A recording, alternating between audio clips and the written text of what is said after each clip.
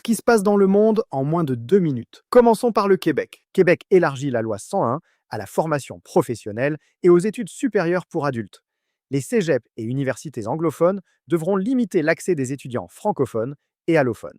Une mesure contestée par les établissements qui craignent des pertes d'effectifs.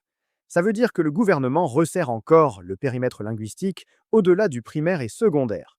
Une extension qui redéfinit la portée historique de la loi 101 48 ans après son adoption. Maintenant, regardons le reste du Canada. Ottawa lance l'IA pour tous, une stratégie nationale qui vise à encadrer l'intelligence artificielle tout en soutenant l'innovation. Le plan inclut des règles de transparence, un soutien aux PME et des investissements dans la recherche universitaire. Ça veut dire que le Canada tente de se positionner entre le modèle américain hyper commercial et le modèle européen ultra réglementé.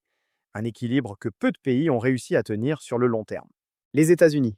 Trump remplace le concert prévu pour célébrer les 250 ans de l'indépendance américaine par un rassemblement politique, ce qui pousse plusieurs artistes à boycotter. L'événement devient une tribune partisane plutôt qu'une fête nationale unificatrice. Ça veut dire transformer une célébration historique en campagne électorale, une première qui brise la tradition de mettre la nation avant le parti pour les anniversaires majeurs du pays. La France. Le Portugal vit une grève générale contre une réforme du Code du travail qui vise à assouplir les règles de licenciement et flexibiliser les horaires. Les syndicats dénoncent un recul des droits acquis et mobilisent massivement dans les grandes villes. Ça veut dire que la vague de contestation sociale qui a secoué la France sur les retraites traverse maintenant la péninsule ibérique avec des enjeux similaires sur l'équilibre entre flexibilité économique et protection sociale. Un peu plus loin dans le monde, Israël poursuit ses frappes au Liban malgré l'annonce d'un cessez-le-feu négocié en coulisses.